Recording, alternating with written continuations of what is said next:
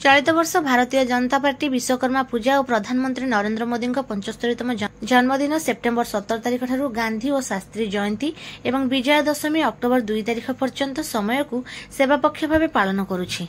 ଏହି ଅବସରରେ ଭାରତୀୟ ଜନତା ପାର୍ଟି ପୁରୀ ନଗର ମାଉସୀମା ମଣ୍ଡଳର ଯୁବ ମୋର୍ଚ୍ଚା ପକ୍ଷରୁ ରବିବାର ଅପରାହ୍ନରେ ସ୍ଥାନୀୟ ପୌର ସଦନ ପରିସରରେ 3ଟି ବିଭାଗରେ ବିଦ୍ୟାଳୟ ସ୍ତରୀୟ ଚିତ୍ରାଙ୍କନ ପ୍ରତିଯୋଗିତା ଆୟୋଜନ କରାଯାଇଥିଲା।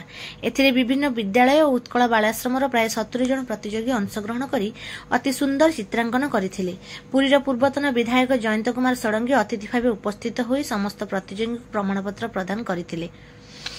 वरिष्ठ सांबादिक तथा दृष्टिर मुख्य संपादक नारायण दास, भाजपा सरधावली मंडल पूर्वतन सभापति संजीव मुखर्जी, पूर्वतन पौर सदस्य पी चंद्रा राव और पुरी अर्बन कोऑपरेटिव बैंक निर्देशक अनिल कुमार साहू प्रमुख उपस्थित रही आयोजक मानक उत्साहित करथिले। माउसमा मंडल युव मोर्चा सभापति शिवनारायण दास और मंडल सभापति अजय कुमार दास नेतृत्व में आयोजित कार्यक्रम को संपादक मनोज कुमार विश्वई समेत बहु पुरुष और महिला कार्यकर्ता सहयोग प्रदान पूर्वक सफल करथिले।